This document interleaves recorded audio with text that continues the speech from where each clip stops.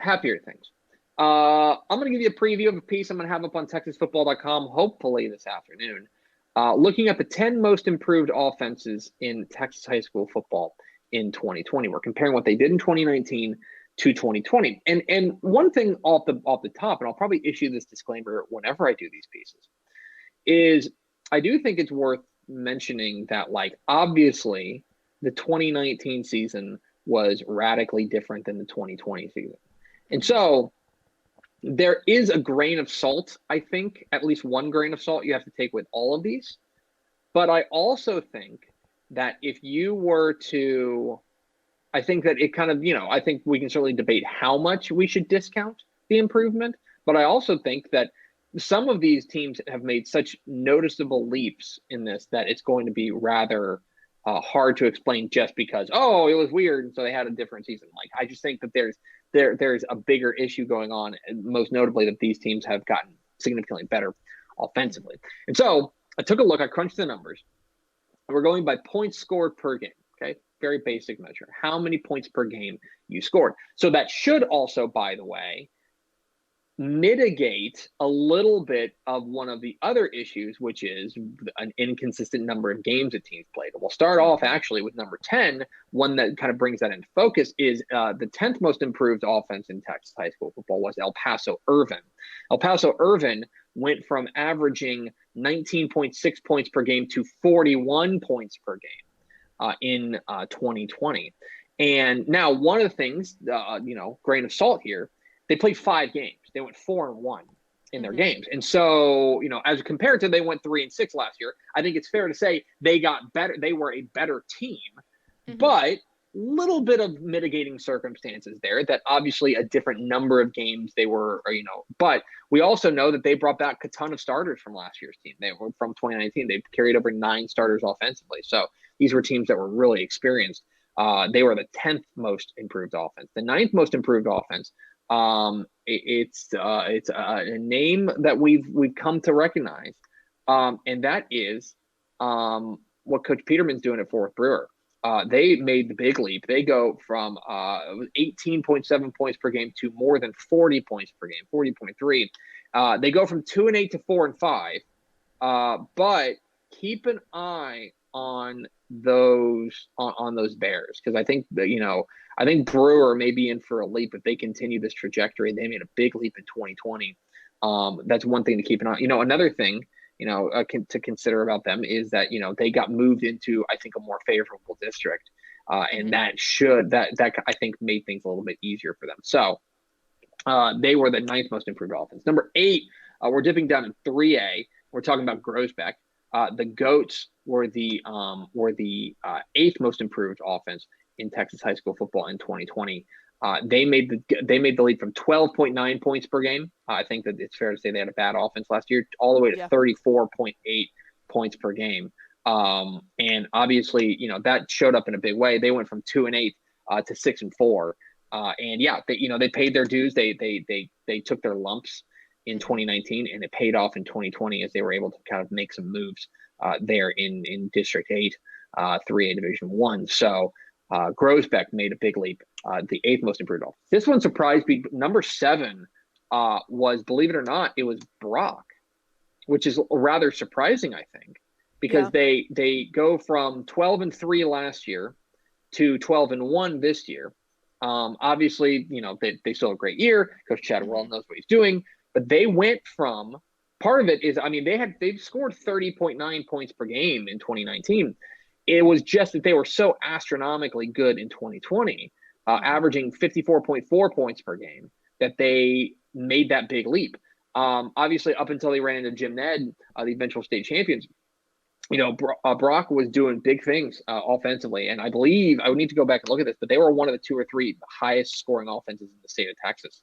Number 6, one that probably people didn't necessarily realize was such a big turnaround, was Lockney. Lockney, the Longhorns, if you get down to 2A, next 4, by the way, are going to be from 2A. Lockney went from 1-9 to 7-2, and a big reason why is that they scored an average of 24.1 more points per game than they did the year before. 13 points a game, up to 37 points per game. And that only clocks in at number 6 Yeah. on this list. Number 5, a team that we did mention as kind of a team that certainly surprised us, I think, and impressed us, was McCamey. McCamey was a team, if you remember last year, they kind of finished strong. They went 4-8 last year, kind of finished strong. Were better at the end of the season than they were at the beginning. They carried that over, went 11-2. They went from scoring 23.2 points per game to 47.3 points per game. They made the big leap, as did, if you stay in 2A, Cushing. The Bearcats did the same thing. They're number 4 on the list. They go from 1-9 to 6-4 by tripling their output. They go from 10.4 points per game to 35.3. A similar thing for number 3 team on this list, which is Rock Springs. The Angoras had undoubtedly a breakout year. They go from 3-7 and reverse it to go 7-3. And a lot of that has to do with the offense. They improved by 25.5 points per game from 2019 to 2020. The Angoras made a big, big leap. Number 2 on this list is another team that I think that we talked about a lot on this program, and that would be Timpson. Timpson, if you remember 2019, they were, Coach Kerry throwing her squad, they were good. They were 5-6. They made the playoffs. They were okay. But they went to another level in 2020, going from 20 points per game, 20.7 points per game, or 20.2 points per game to 50.1 points per game. Okay, an improvement of 29, nearly 30 points per game. I mean, that's remarkable what the Bears were able to turn around.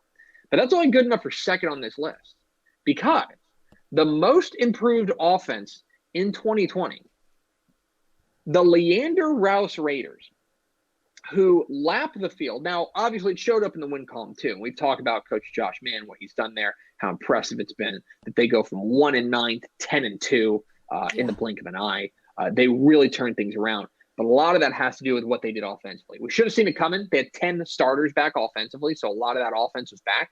But they go from averaging less than 10 points a game, 9.9 points per game, to 43.5.